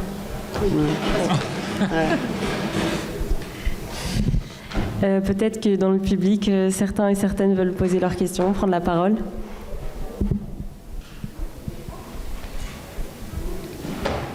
Quel film de Howard Hawks alors il faut regarder? C'est quoi? C'est toutes les comédies. Toutes les comédies, c'est avec Cary Grant Ouais, toutes les screwballs, Les hommes préfèrent les blondes. C'est qui a fait l'impossible, Monsieur Bébé là? C'est lui ça? Ouais, c'est lui. Et puis c'est lui il y a longtemps ça. Le sport favori de l'homme. Enfin, je veux dire, elles sont de même Ligne rouge 2007 là, je sais pas quoi. Il y a des moments de délire. Voilà, ça vaut le coup. C'est hyper fort quoi.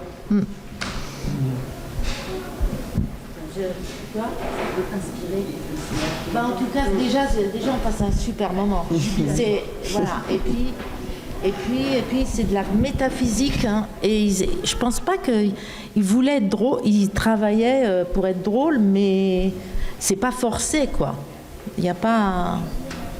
Ce que je trouve fort, c'est que ils essayent pas d'être décalés. On croit, c'est ce que tu dis dans le côté, il faut croire à ce qu'on fait.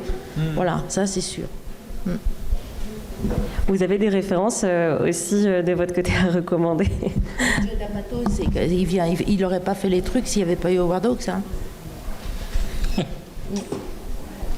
Moi, Marcello Mastroianni, pour Tout le temps. Ouais. Bah, pour le côté, pas. Alors lui, pour le coup, je crois qu'il en avait rien à foutre à chaque fois de ce qu'il jouait en termes d'implication de personnage. Il paraît qu'il vraiment, c'était le minimum syndical. Et d'ailleurs, dans les films italiens, au départ, le son n'était pas in, donc il pouvait dire 1, 2, 3, 4, 5, 6. Je ne sais pas comment ils arrivaient à faire des bijoux comme les films de Fellini en récitant des chiffres, mais voilà. Mais j'aime bien, je crois, pour moi, c'est le sommet de l'auto-dérision, du flegme, et je trouve que dans tous les films dans lesquels il a joué, il a cette magie comique qui est absolument pas forcée, quoi. Mais ouais, son manque de sérieux par rapport à lui-même, c'est une grande leçon de vie, je trouve, d'acteur. Ouais. J'allais dire toutes les comédies italiennes, de cette époque-là, les Dino Risi, même Jean de la Vieille. Ouais. I Vitelloni.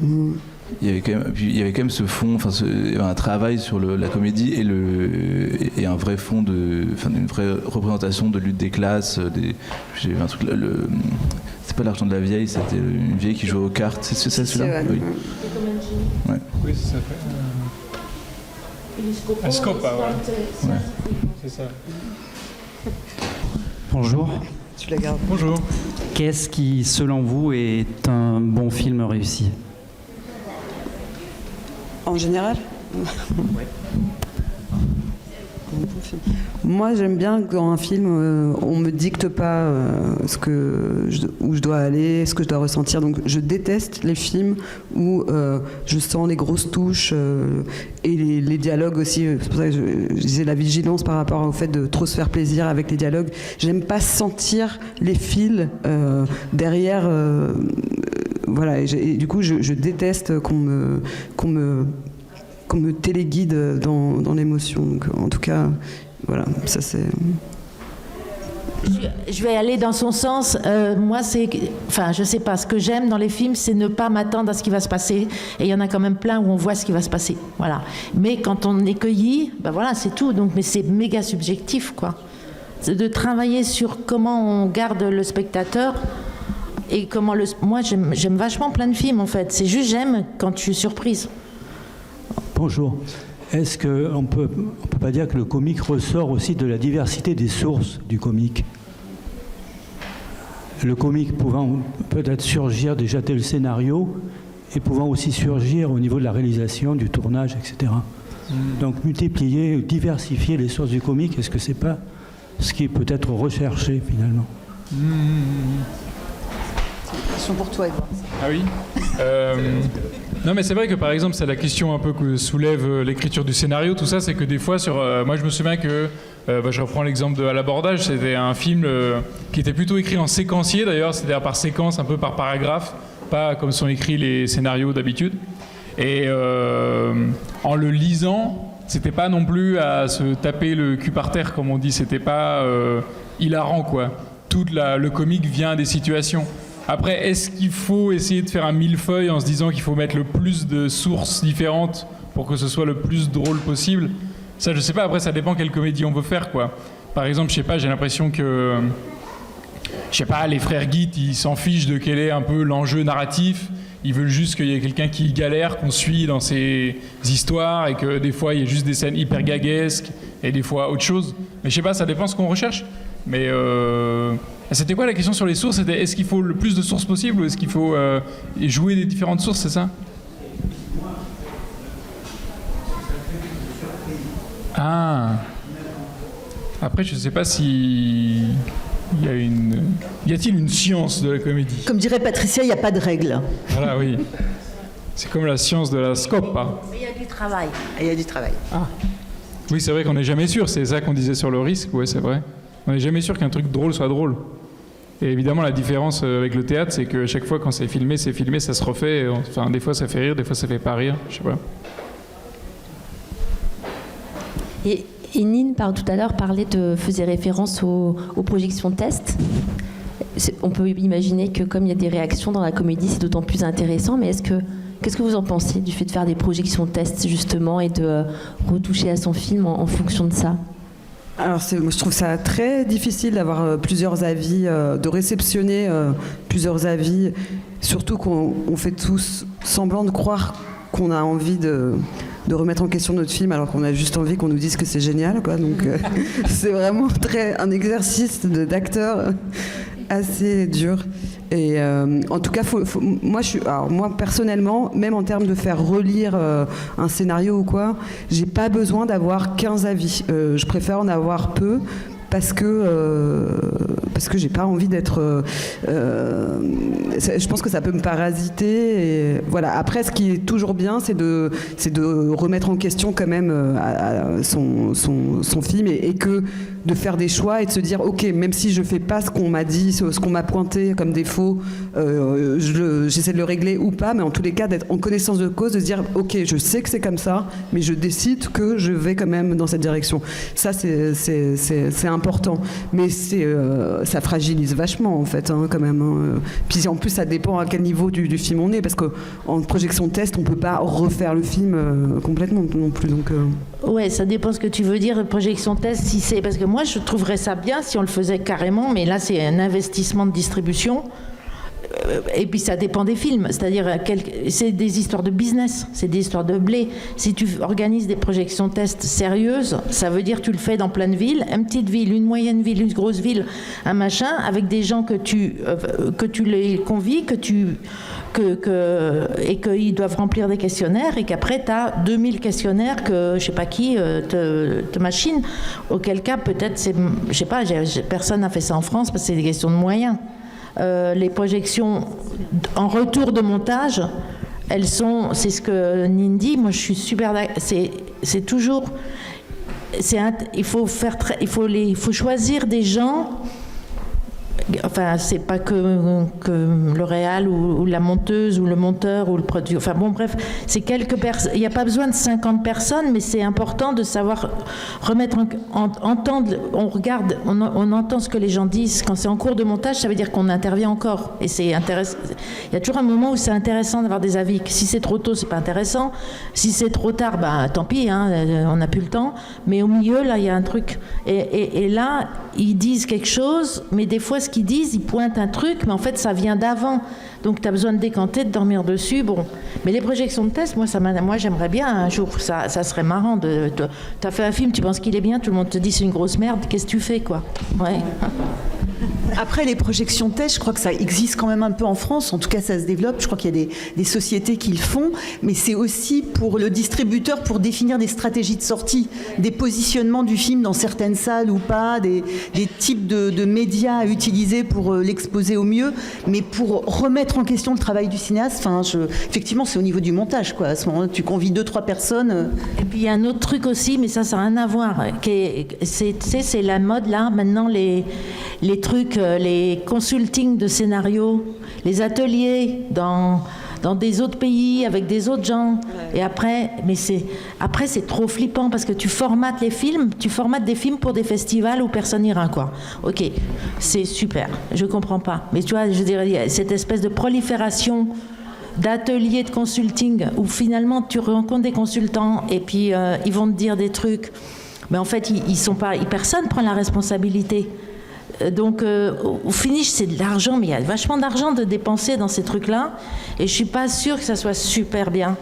Parce qu'au finish, après, tu te retrouves, tu as des jeunes réalisateurs, ils ont fait 5 ans de Torino Film Lab, Bruce West, machin, truc, ils sont allés en Roumanie avec des machins, et après ils sont rincés, quoi. Peut-être que c'est pour cartonner en Russie, comme toi tu l'as fait. Non, mais je plaisante. Mais ta remarque arrive au bon moment, Patricia, parce que justement le CNC, je ne sais pas si tu peux en dire 2 mots, Raphaël, mais le CNC a commandité une étude sur les résidences d'écriture, et la SRF notamment a été interrogée dans le cadre de cette étude et qui va être présentée à Cannes, je crois, pour réfléchir à comment on aide au mieux les auteurs, et est-ce que les résidences c'est le bon endroit et de quelle façon. Je ne sais pas si tu peux nous en dire 2 mots. Je ne peux pas en dire énormément, mais c'est effectivement, l'idée était de faire un état des lieux de ce qui existe comme résidence. Il y a plein de types de résidences différentes, comme tu le disais. C'est super, mais il ne faut pas en faire 10. Tout à fait. D'abord, ça ralentit le travail, et puis des éclairages. Ça dépend comment c'est fait. Il y a des résidences dont on parlait ici, où les auteurs ont du temps pour eux, pour travailler entre eux. Ils échangent même pas forcément les uns avec les autres sur leurs projets. Il y a un scénariste qui est là pour les accompagner, faire un peu de rebond si nécessaire, mais c'est surtout du temps de travail. Là, ce dont tu parlais, c'est des choses un peu différentes où effectivement, la multiplication des consultants, etc., un peu systématique, peut, le cas échéant, aboutir à un formatage. Donc il faut vraiment utiliser ça avec parcimonie et pas forcément les multiplier sur un projet. D'ailleurs, les producteurs ont parfois des avis un peu circonspects sur ces résidences. Enfin, oui, mais enfin, je pense que je partage l'avis de Patricia, c'est surtout sur le nombre de résidences, d'en faire trop. Enfin, ça vaut surtout, parce que nous, on travaille beaucoup en coproduction aussi, donc avec des réalisateurs étrangers qui font un peu des tournées de festivals, de résidences. Et en tout cas, enfin, moi, j'essaie de les en empêcher le plus possible. Mais en fait, je rebondis aussi sur la question des résidences, parce qu'on avait commencé à développer l'idée d'une résidence d'écriture de comédie avec Idam et avec Bordeaux.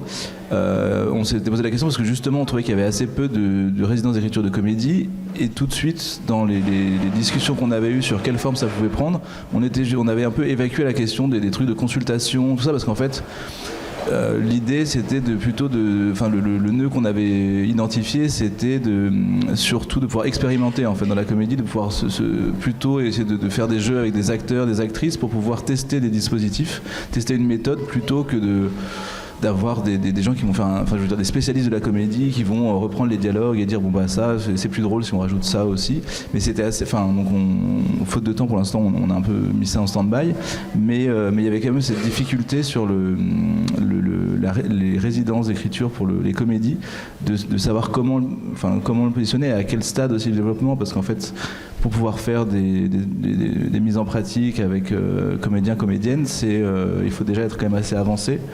Mais la réflexion était intéressante sur comment est-ce qu'on peut aider à l'écriture de comédie, quoi.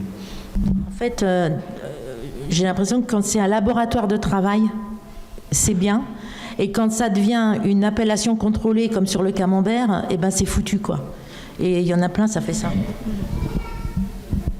Il faut avoir fait le Torino Film Lab, le machin, c'est pas possible, quoi.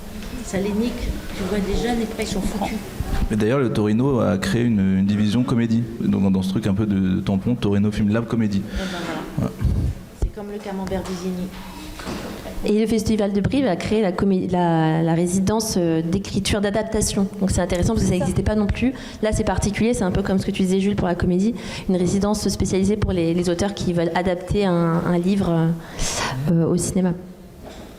Mais effectivement parfois ça devient des labels et on accumule les labels uniquement pour ensuite trouver des financements, et là c'est effectivement c'est pas ça qu'on veut. En fait, je pense qu'il faudrait surtout un statut pour les auteurs qui soit équivalent à l'intermittence, et on n'aurait plus du tout besoin de ces résidences qui sont des fourre-tout. Et c'est ça, parce que la grosse différence, c'est qu'en scénario, on n'est pas payé, enfin, on n'est pas forcément. De plus en plus, moi, j'ai eu des retours de producteurs qui ne veulent pas s'engager tant qu'on n'a pas une version dialoguée. Or, pour se permettre d'avoir une version dialoguée, d'avoir bien nourri son scénario, tout le monde n'est pas à la même enseigne suivant son niveau de vie, etc. Et c'est quand même moi, il me semblait naïvement qu'un producteur devait s'engager pour aider, accompagner une écriture, non seulement pour la conseiller, tirer des fils, aider à tirer des fils, et appuyer financièrement. Et maintenant, moi, ça m'est arrivé avec plusieurs productions d'avoir ce retour de « je peux pas m'engager maintenant ». Et donc, c'est quoi être producteur en fait je trouve que c'est un petit peu particulier. Et donc, ces résidences, elles viennent pallier le fait que quand on écrit, il faut gagner sa croûte, quoi. Et tant mieux si on n'a pas à faire à manger, s'occuper du linge et de son enfant et tout ça. Donc moi, je rêverais d'une résidence où personne ne nous demande rien à part le fait d'écrire et qu'on nous foute la paix et qu'on nous paye, et ce serait super. Mais voilà, c'est ça une bonne résidence pour moi. Mais... Bon, c'est un petit peu ce qui se passe, puisque moi j'y suis allée, il y avait tout à l'heure des résidents dans la salle qui sont partis, je pense, mais c'est un peu ce qui se passe ici, comment ça s'appelle le lieu ? Pour cette résidence d'adaptation, c'est 2 fois 8 jours, et c'est ce que je disais tout à l'heure, les résidents, les scénaristes sont accueillis, il y en a 5, ils sont accueillis et ils font ce qu'ils veulent, ils avancent sur leur travail. Voilà. Et il y a une personne qui est là, un scénariste qui peut faire du rebond, échanger, etc., mais ils travaillent, ils sont là pour travailler, on leur livre les repas et ils travaillent. Voilà. Non, c'est la résidence d'adaptation qui est dans le cadre du Festival de Brive. Et je cherchais le lieu. C'est pas les Cornouailles, c'est un nom comme ça. Les Collines, voilà. Bonjour, moi j'avais juste une petite question sur le public visé. C'est-à-dire c'est une question qu'on se pose un peu en amont sur le scénario. Est-ce qu'il y a un écart intergénérationnel sur le public visé? C'est-à-dire qu'en gros, est-ce qu'on ressent quand même que dans la comédie française, on vise un certain public, une tranche d'âge peut-être un peu plus élevée? Si oui, qu'est-ce que ça dit de la comédie aujourd'hui en France, quoi? Moi, j'ai pas du tout eu ce rapport-là et j'ai été surprise de voir. Alors après, c'était dans les projections que j'ai accompagnées de mon film. J'ai été surprise de voir moi-même qu'il pouvait plaire le film à des personnes, je sais pas moi, 70, 80 ans, qui s'est retrouvé. Et en fait, ça m'a fait comprendre que ce parcours de liberté qui est celui du personnage de Sophie, en fait, il appartient pas du tout à une époque. C'est pour ça, en même temps que moi, j'avais fait un film en noir et blanc, c'était pour qu'il soit un peu atemporel. Et je me disais, après, est-ce que c'est à l'aune des projections que j'accompagnais ou que je peux certifier ça, mais sinon, globalement, je crois quand même qu'il y a un vieillissement du public en salle. Donc, le public, les 12-25, est-ce qu'ils vont beaucoup en salle? C'est plutôt ça la question. Je n'ai pas les chiffres du CNC. Mais... Ils y vont, hein. Après, est-ce qu'ils vont voir les films que vous réalisez? Ça, c'est encore autre chose. Ouais. C'est vrai que Île-de-France aussi, déjà, c'est pas la même qu'en province. Je pense qu'en Île-de-France, il y a beaucoup plus de jeunes, ou en tout cas dans les grandes villes, beaucoup plus de jeunes vont en salle. Et c'est vrai qu'aujourd'hui, on habite loin, se mettre devant Netflix, Amazon ou du streaming en général, c'est peut-être beaucoup plus simple. Donc c'est vrai que c'est compliqué pour déjà le cinéma français de toucher un public français. Après, bon, on sait que le streaming... quand même essayer de faire entre guillemets la part des choses pour mettre du cinéma français devant les plus jeunes, mais c'est vrai qu'en salle on peut aussi avoir cette sensation qu'il y a un public assez âgé qui est en tout cas destiné, ou en tout cas plus famille, ça va dépendre, mais voilà, c'était cette question. Et qu'est-ce que ça disait de nous? Est-ce que la relève est là, parce que moi j'ai assisté à des séances scolaires hier matin ici, au Rex, et il y avait des 4 ans qui éclataient de rire dans des salles pleines, devant des films d'animation, donc c'était assez génial. Donc je pense que tous ces dispositifs-là, ils sont là aussi pour faire en sorte que les gens aient envie d'aller au cinéma et trouvent le plaisir de la salle, quoi. Ouais, après, quand tu vois que là, ils ont enlevé le pass culture, moi qui ai fait beaucoup de tournées d'accompagnement, il y a toutes là où il n'y a pas que des vieux dans les salles, c'est quand les exploitants, ils sont dans un apostolat absolu, et ils ont bossé comme des bêtes, et ils font un métier incroyable, et ils ont leur public. Mais simplement, là, tu enlèves le pass culture, ils vont déjà perdre un tiers de ce qui fait marcher leur salle. Donc bref. C'est comme ce qui se passe. J'avais cru comprendre que le pass culture, c'était surtout pour acheter des BD ou des mangas, non? Non, c'était le pass culture. Non, mais ce que je veux dire, c'est que l'utilisation du pass culture, elle est pas mal sur l'achat de livres type manga. Oui, mais ça c'est ce qu'on dit à l'Assemblée. Mais ils l'ont. Oui. Mais tu as des dispositifs, tu vois, dans par rapport aux jeunes, tu vois, l'éducation à l'image ou tout, qui font un boulot hyper important. Les profs qui sont en option cinéma, qui emmènent les élèves, les jeunes en service civique qui sont emmenés dans les associations pour voir des films, qui voient un film pour la première fois de leur vie à 15 ans, tu vois, en salle, parce que sinon ils sont que sur ordi ou machin. Et ben ça, c'est out, ça tient avec le pass culture. Parce qu'il y avait la part, je crois, pour l'individu, collective, et c'est la part collective qui fait que même en théâtre aussi, il y avait plein de... C'était devenu un peu la plateforme qui permettait à des classes de faire venir des pièces de théâtre, tout ça, dans les lycées. Et maintenant, ça, c'est quasiment terminé, quoi. La plupart des compagnies qui faisaient beaucoup de dates pour justement familiariser des fois des avec un public qui va pas forcément au théâtre, ni au cinéma, ni ailleurs. Là, c'est vrai que c'est un peu terminé, quoi.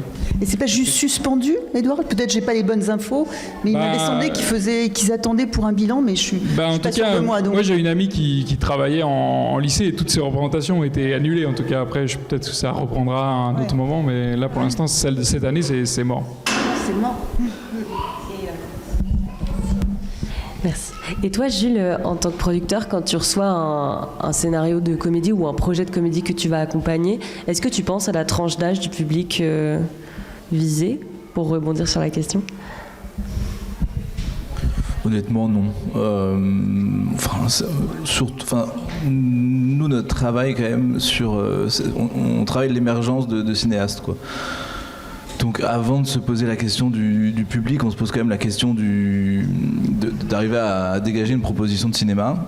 Mais après, c'est aussi... je pense pour répondre aussi à la question, je pense qu'il y a pas mal de films de comédie qui sont formatés un peu pour les chaînes de télévision et pour un public plus âgé qui va en salle parce qu'il y a un marché qui est là et qui va répondre à ça. Après, on a... dans pas mal de films qu'on a pu faire, donc dans les projets de comédie là, sur lesquels on travaille, c'est pas forcément une question qu'on se pose, mais en même temps, quand on les travaille, pour moi, je les vois pas comme des films qui ne répondent qu'aux envies d'un public sexagénaire, quoi. Et les films qu'on travaille dans ce sens-là, souvent en fait, ils font des bonnes entrées auprès des jeunes.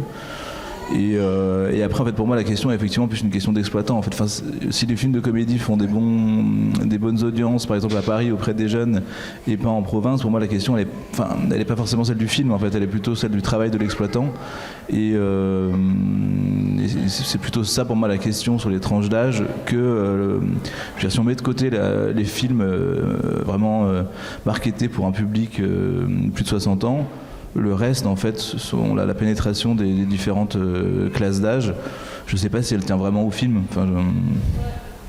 Je pense qu'elle tient plutôt du travail d'accompagnement et de tout ça, quoi, de prendre les spectateurs des plus jeune âge, des 4 ans, les familiariser avec un certain type de cinéma.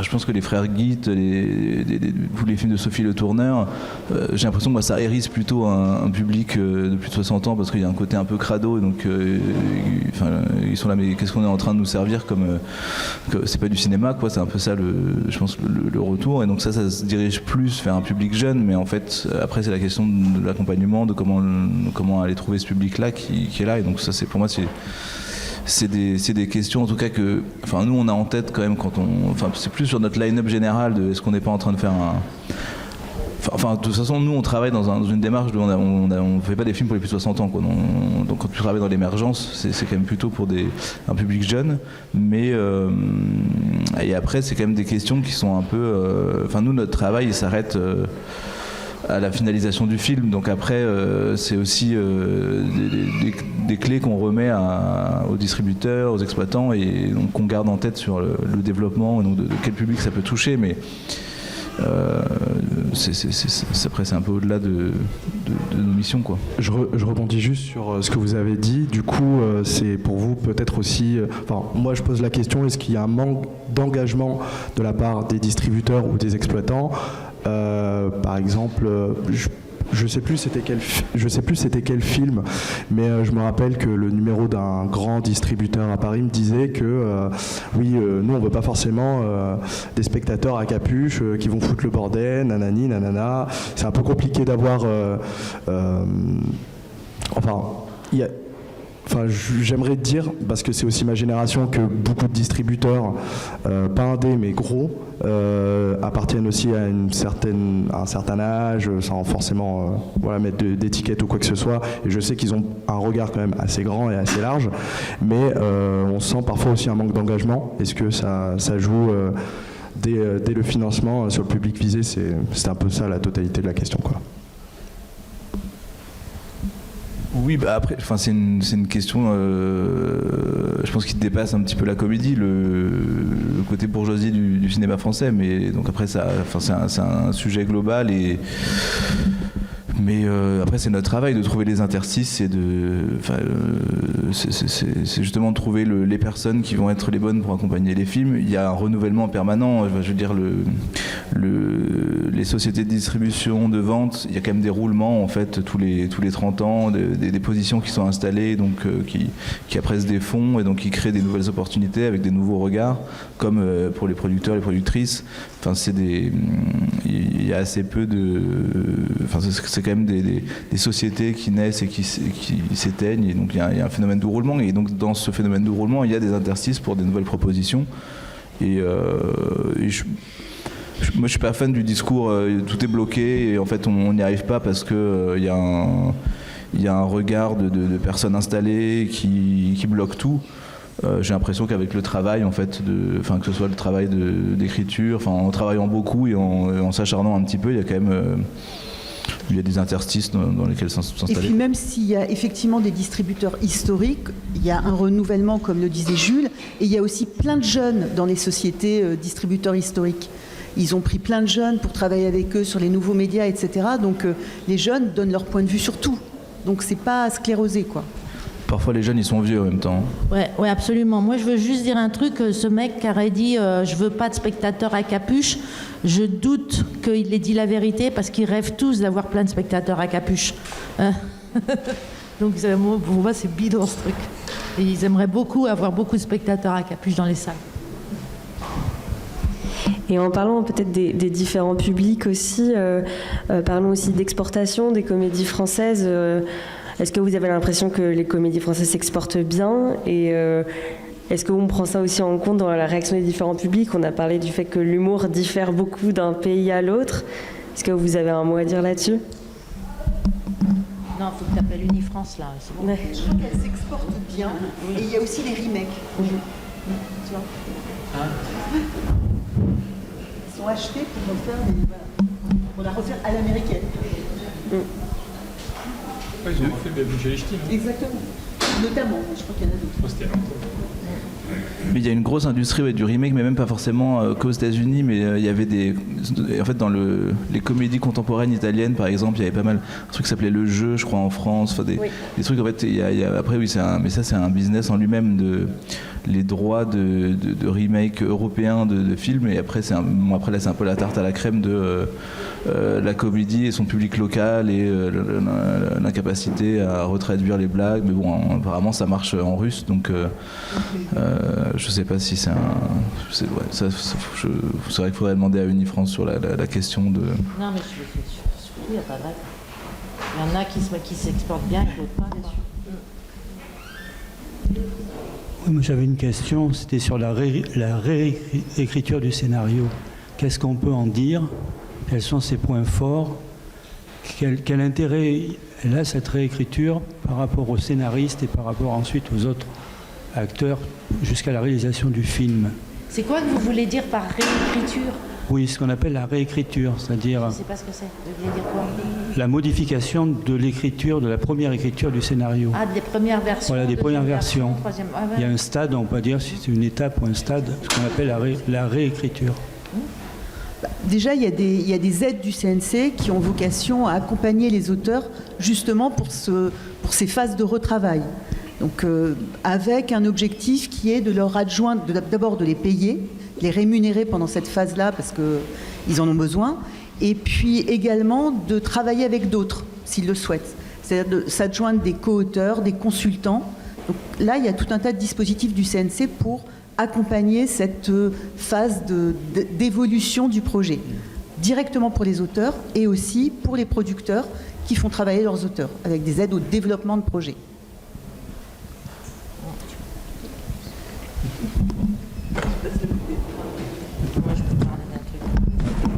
Le truc, c'est que tu as différents moments de réécriture. Tu as la réécriture, parce que quand tu as fait une première version, c'est une première version. Quand tu laisses passer un mois ou deux, et en fait, tu vois il y a des choses qui... Voilà, ça, c'est la réécriture parce qu'il faut avancer. On n'est pas bon Enfin, c'est du travail, quoi, normal. Après, il y a la réécriture pour les financements, où les financements, ils demandent des trucs. Et... des fois c'est complètement con, et des fois c'est bien. Bruno? Ouais, oui, des fois c'est mieux, oui, mais des fois non. Et les deux, quoi. Mais des fois, en tout cas, c'est un peu comme les retours de montage, c'est des retours pas inintéressants, où il faut prendre et laisser, quoi. Et après, une fois que le film il est en préparation, et de toute façon il y aura une réécriture parce que le premier plan de travail il va dire qu'il faut 50 jours et on va dire il n'y en aura que 30. Donc là tu rentres pas 50 jours de tournage en 30 sans intervenir sur le scénario. Et là c'est un autre schmilblick plus avec les décors et puis aussi avec par rapport quand tu sais qui c'est l'acteur ou l'actrice, des fois tu bouges, tu bouges. Donc voilà. Mais des fois, il y a des réécritures qui font comme les commissions de résidence où, à force d'en faire, on affadit le propos. C'est là-dessus qu'il faut faire gaffe. Quand on est perdu, enfin moi, ça m'arrive d'être complètement larguée. Et juste maintenant, je me dis, il faut revenir, qu'est-ce que c'était les premiers trucs dans la tête. Parce que sinon, après, on fait de la merde.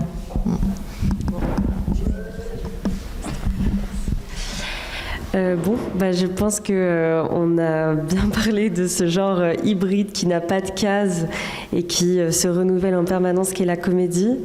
Merci. Je ne pense pas que c'est hybride. C'est quoi hybride? Il n'y a pas d'humour préfabriqué, c'est ça que je veux dire. Voilà. Hybride, ça veut dire tout le temps décalé, comme s'il fallait faire un effet bizarre. Non, pas. Oui, c'est que voilà, il n'y a pas de case et que on a la chance d'avoir de jeunes cinéastes, interprètes, producteurs, productrices qui prennent ce genre au sérieux. Merci beaucoup à toutes et à tous pour votre temps et bonne journée. Merci. Merci à vous.